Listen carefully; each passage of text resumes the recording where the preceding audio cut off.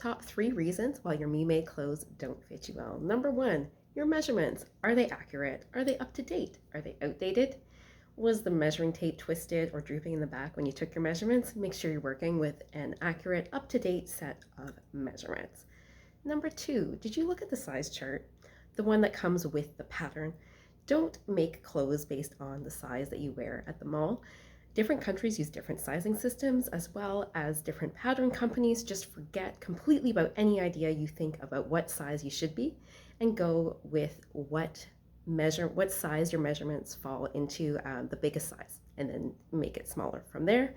And number 3, vertical measurements. Hey, did you know we aren't all the same height? Oh, really? You knew that already? Guess what? You might need to make some length adjustments to your pattern. One of the main ones that people miss, it's more than just making sure it's the right length in the sleeve or the leg. Your shoulder to waist measurement can make a huge difference in how your item fits. You want to measure your shoulder to your natural waist on your body and then compare that on your pattern, and you might need to slice your pattern and make it longer or shorten it up. I've got way more resources about this on my blog, so come give me a follow.